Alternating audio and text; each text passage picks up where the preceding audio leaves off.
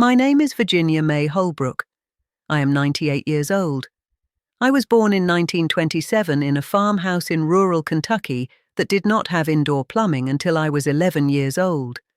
And I am about to tell you something that the entire modern nutrition industry, with its apps and its algorithms and its $89 bottles of powdered something or other, has spent 60 years trying to make you forget.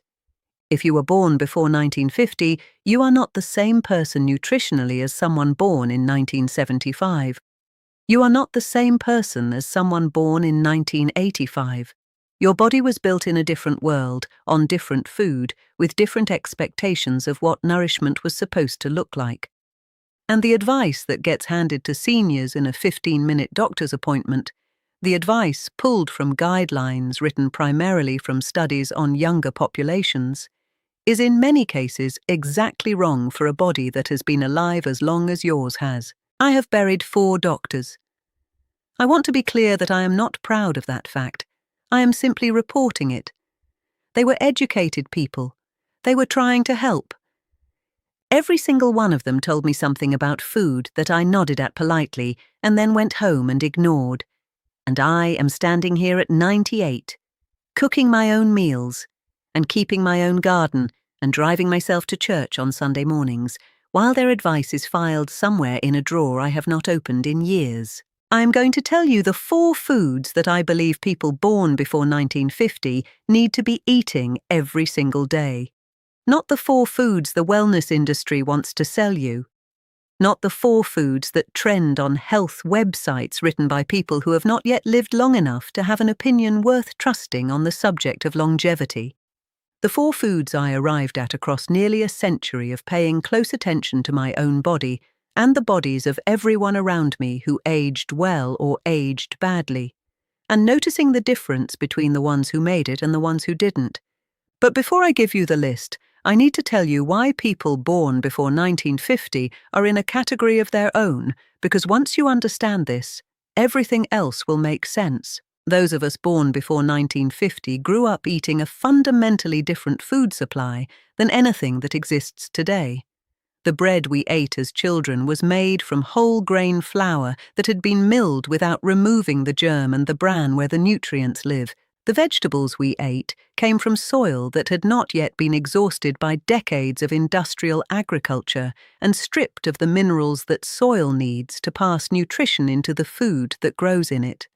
The meat we ate came from animals that moved and ate what they were designed to eat, which means the fat in that meat had a completely different nutritional profile than the fat in the meat on the grocery store shelf today. We ate fermented foods without calling them fermented foods, because our mothers and grandmothers made them and put them on the table, and nobody wrote an article about probiotics. We drank whole milk from cows down the road. We ate butter without guilt because the people who would eventually teach us to feel guilty about butter had not yet decided to do so. And then, somewhere in the second half of the 20th century, the food changed. The soil got depleted. The animals got confined. The processing got more aggressive. The fats that had fed human beings for thousands of years got replaced with fats invented in laboratories. And the nutrition guidelines that were supposed to protect us pointed us toward things like margarine and egg white cartons and breakfast cereals with 17 ingredients that took chemistry knowledge to pronounce. Those of us born before 1950 lived through that entire transition. We had decades on the original food, and then we were switched to the substitute, and a great many of us paid for that switch in ways that showed up in our blood work and our weight and our joints and our energy and our minds. Here is what I have learned. The 4 foods I am about to describe are not new discoveries. They are not exotic. They are not the result of any study published last year that will be contradicted by another study published next year. They are foods that people born before 1950 grew up understanding at a cellular level, if not an intellectual one, because their bodies were built on them. Going back to them is not a diet. It is a return. Food number 1. Bone broth. Real bone broth, made the old way, from real bones, cooked for a long time. I want to start here because I think this is the food that people born before 1950 have been separated from most completely, and I think that separation has had consequences that the medical community is only now beginning to study with any seriousness. Every woman born before 1950 in this country grew up in a kitchen where nothing was wasted. When a chicken was cooked, the carcass went into a pot with water and whatever vegetables were available, and it simmered for hours. And the result was a golden, gelatinous liquid that everybody understood was medicine, whether or not they used that word. When a roast was done, the bones went back in the pan, beef bones went to the pot, pork bones went to the pot, lamb bones went to the pot. The idea of throwing away bones without extracting what was in them would have seemed not just wasteful, but strange, like throwing away half the food. That liquid those women made every week without thinking about it contained something that the processed food industry could not figure out how to package cheaply enough to include in a product. So it got left out. And 3 generations of people grew up without it, and now we are discovering through research that would not have surprised a single woman born before 1930 that what was in that broth matters enormously.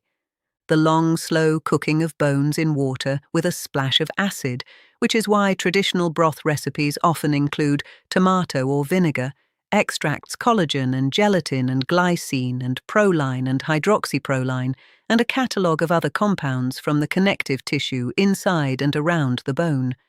These compounds do things in the aging body that no supplement has successfully replicated. The gelatin that comes from properly made bone broth lines your gut wall. It fills in the gaps between the cells of your intestinal lining that can develop as you age, gaps that allow undigested food particles and bacterial products to cross into your bloodstream and trigger the systemic inflammation that is behind almost every chronic condition associated with aging. Joint pain, cognitive decline, fatigue, immune dysfunction, heart disease.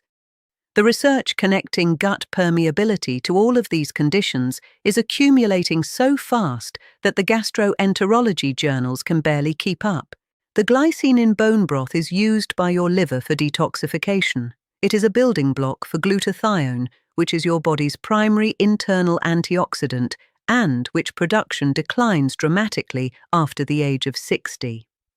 It is also, and this matters for anyone who has noticed that their sleep has become shallower and more fragmented in recent years, a calming neurotransmitter that supports the deep sleep stages where your body does its most important cellular repair work. The collagen precursors in broth support the structural integrity of everything in your body that holds things together and cushions things. Your joints, your skin, the walls of your blood vessels, the cartilage in your spine, and your knees and your hips. After 70, your body's ability to synthesize new collagen drops significantly.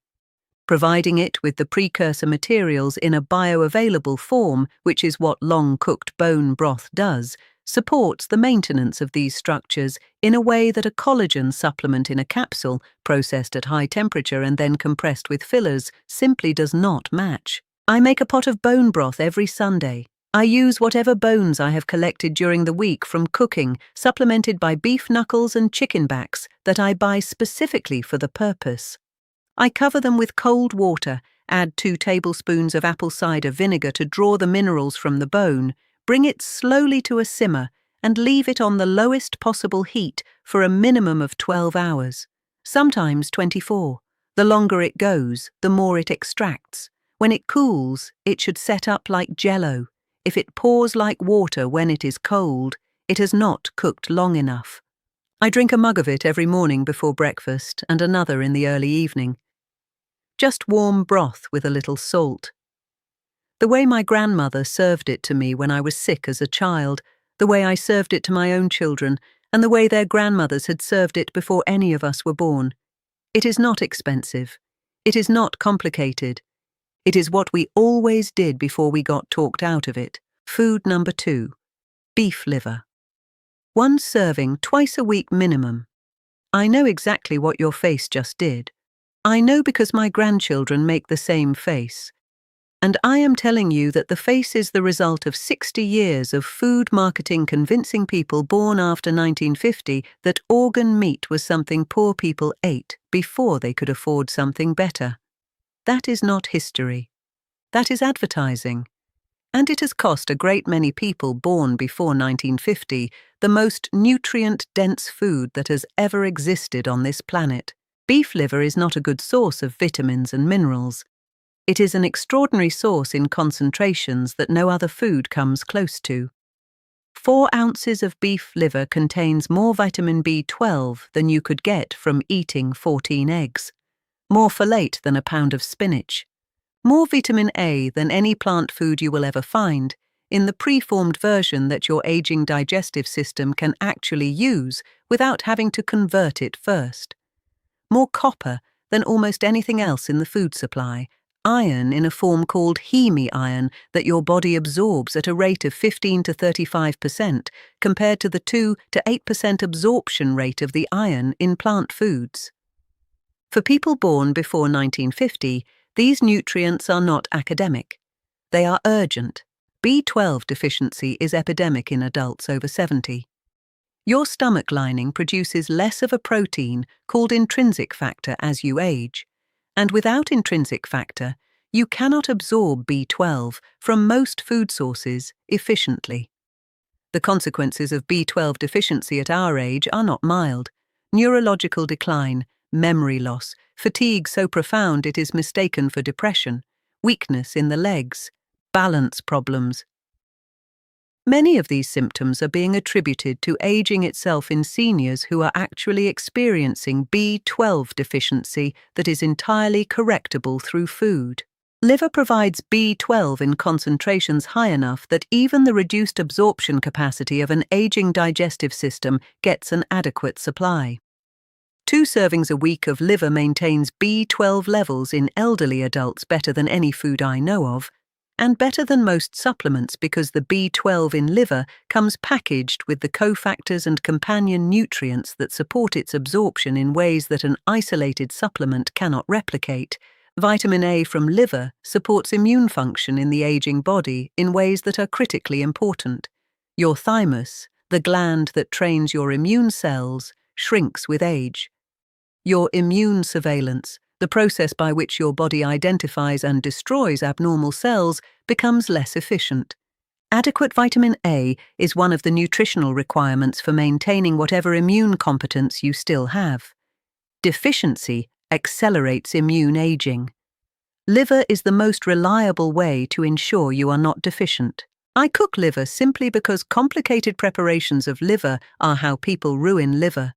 I slice it thin, soak it in whole milk for an hour to mellow the flavor, then fry it quickly in butter over high heat, 2 to 3 minutes per side, no more.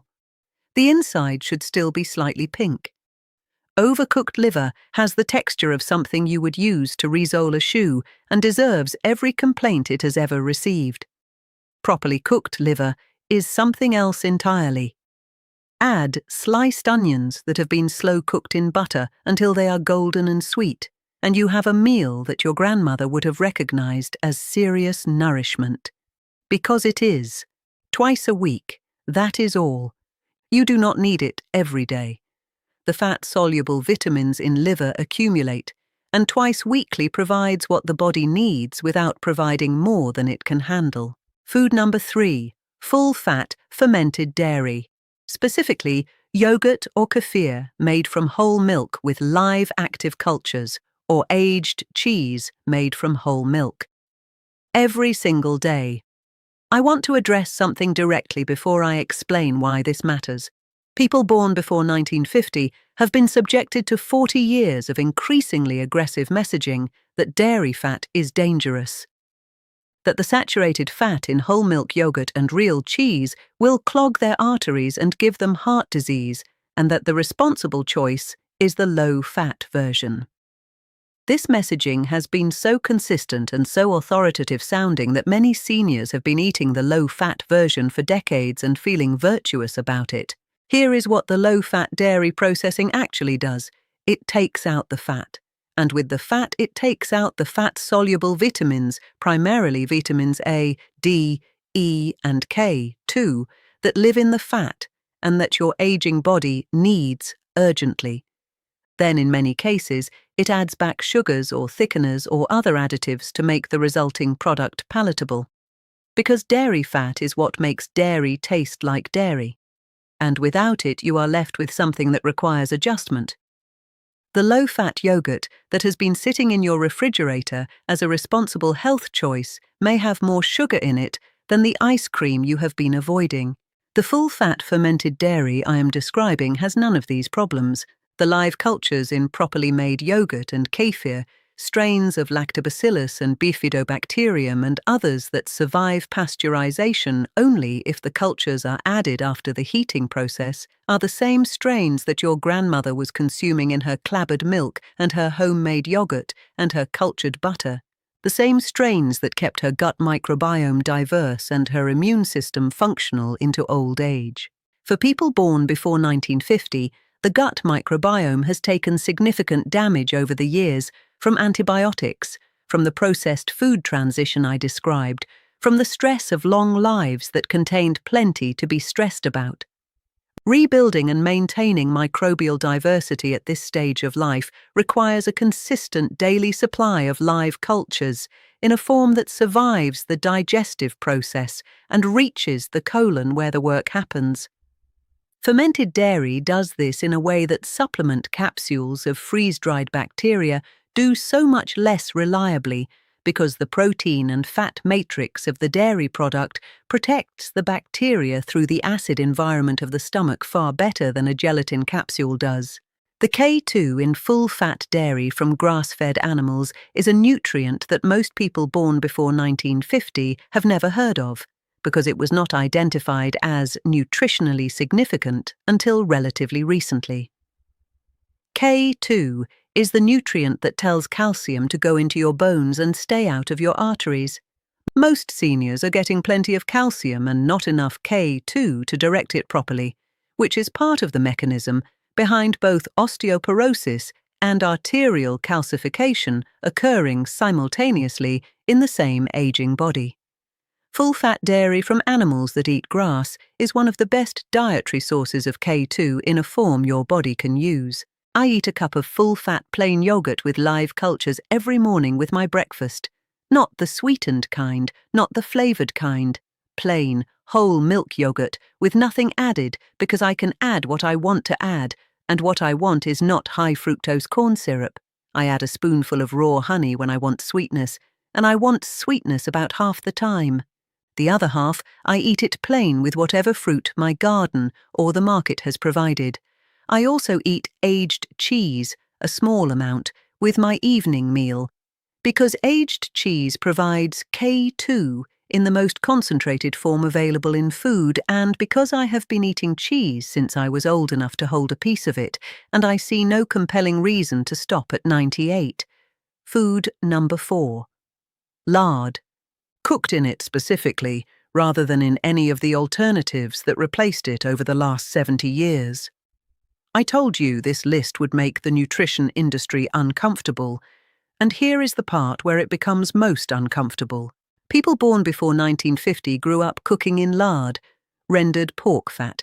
Every farmhouse kitchen had a container of it on the stove or near it. You fried eggs in it. You made biscuits with it.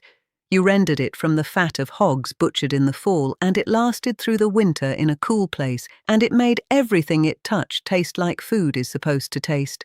Then in the middle of the 20th century, someone figured out how to solidify vegetable oils through a chemical process called hydrogenation. And the resulting product, which could be manufactured cheaply, stored indefinitely and marketed aggressively, began replacing lard in American kitchens. The product was Crisco. The marketing was brilliant.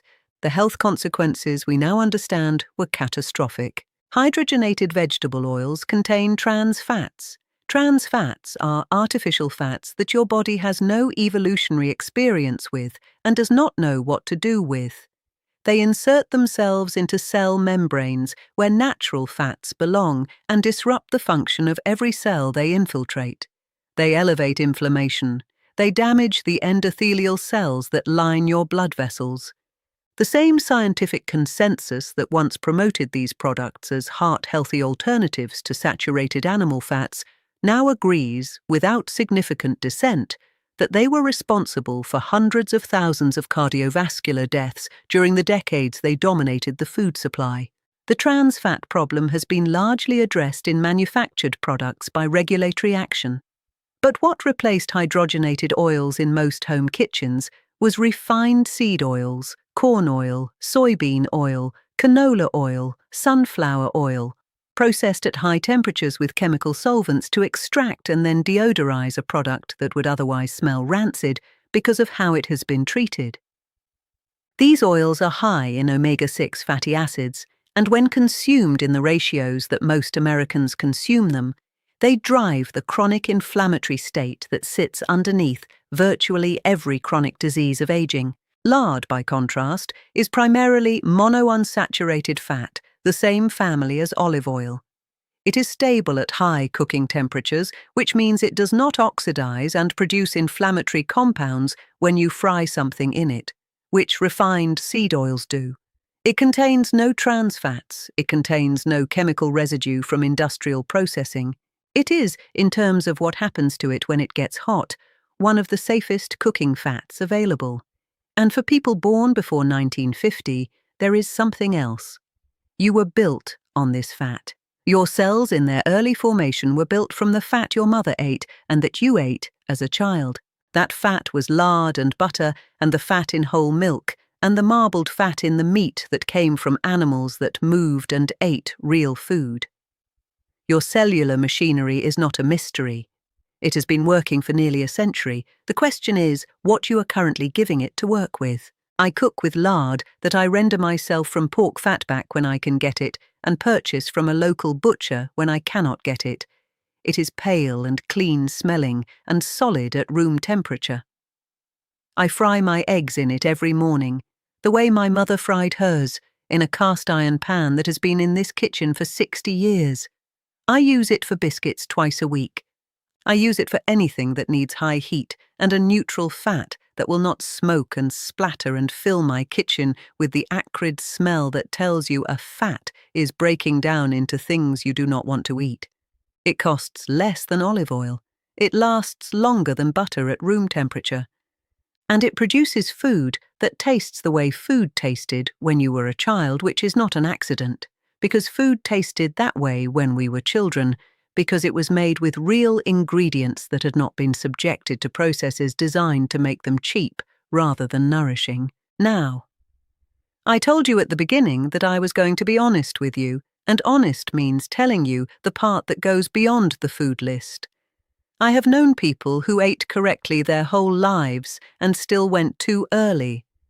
And I have known people who ate in ways I would not recommend and still made it to 90-something. The food matters. I believe it matters enormously. And it is not the only thing that matters, and I would be doing you a disservice if I let you leave this video thinking that 4 foods are the whole answer. Here is what I have watched over 98 years of paying attention to people, the ones who made it, the ones who got to see their great-grandchildren and still knew their names and still had opinions about things and still got out of bed in the morning with something to do. They were not uniformly the ones who ate the best, or exercised the most, or avoided every vice. They were, almost without exception, the ones who never stopped being needed. My husband Carl, God rest his soul, died at 91 and worked in his workshop making things for people until about a month before he went. He made furniture, and he repaired things, and he taught the young man 2 houses down how to use a lathe, and he was needed specifically and concretely by real people who would have noticed immediately if he stopped showing up. That neededness was the reason he got up. The getting up was the reason he moved. The movement was the reason he ate. It all starts with the reason. I have a neighbor named Frances who is 79 and who has been dying since she was 72, in the specific sense that she decided at 72 that she was old and her life was essentially behind her, and she began conducting herself accordingly. She eats fine. She has no serious diagnosis. She just quietly concluded that she was finished and has been slowly honoring that conclusion ever since. and every time I see her, she looks more like someone who has already left than someone who is still here. I think about Frances sometimes when I am out in my garden in the early morning, which is where I go because the tomatoes need staking and the beans need picking, and nobody else is going to do it, and they are counting on me in the limited but real way that plants count on the person who put them in the ground. I think about Frances and I think about the difference between us, and I do not think the difference is primarily the food. The difference is that I still have somewhere to be. I also want to say something about the weight you are carrying, not on your body, in your chest, because at 98 I have earned the right to say this plainly, and I am going to use that right. If you were born before 1950, you have had time to accumulate a significant collection of wounds and resentments and unresolved situations and people you are still, somewhere in the back of your mind, in conflict with. That is not an accusation, that is arithmetic. Long lives contain a lot of material, and some of that material gets stored in a way that costs you every day quietly, in the background, in ways you have stopped noticing because the cost has become normal. I carried a resentment against my oldest brother for 14 years over something I am not going to describe because it does not matter what it was, it only matters what it cost me. And what it cost me was the low-level continuous expenditure of energy on maintaining an internal case against a person who was not thinking about me nearly as often as I was thinking about him. That energy had other uses. My body had other things it needed that energy for. I let it go, not because he deserved it. He did not, particularly. I let it go because I did the arithmetic one afternoon and realized I had been paying interest on a debt that was never going to be resolved to my satisfaction, and the only sensible financial decision was to write it off and redirect the resources. I am not a spiritual teacher, and I am not going to tell you what to believe about forgiveness, or about God, or about what any of this means, in a larger sense. I will tell you that the afternoon I wrote my brother a letter and told him plainly that I was done carrying this and that I wished him well, I slept better that night than I had in months. And I woke up the next morning with an appetite I had not had in longer than I could account for. Whether that is psychology or biology or something else entirely, I cannot say. I know what I observed. The last thing I will say is this. You were born before 1950. Do you understand what that means in terms of what you have already survived?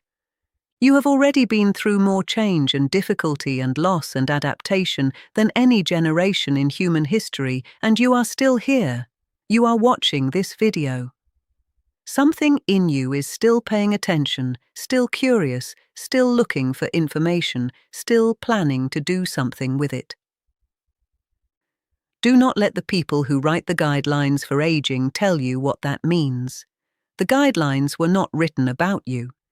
They were written about a statistical average that does not capture what someone who has been alive as long as you have is actually capable of. Eat the bone broth. Eat the liver twice a week. Eat the full-fat yogurt every morning. Cook in lard the way you cooked before someone convinced you not to. Give your body back the fuel it was built on, and watch what it does with it. Find somewhere you are needed and show up there. Write the letter you have been not writing. Say the thing you have been saving for later, because later has a way of arriving as something other than you planned. I am Virginia May Holbrook. I am 98 years old. I was born in a farmhouse in Kentucky with no indoor plumbing. I am going to go make a pot of bone broth now because it is Sunday, and that is what Sunday is for. You know where to find me. I will be in the kitchen. Now go eat something real and call somebody you have been putting off calling. You already know who it is.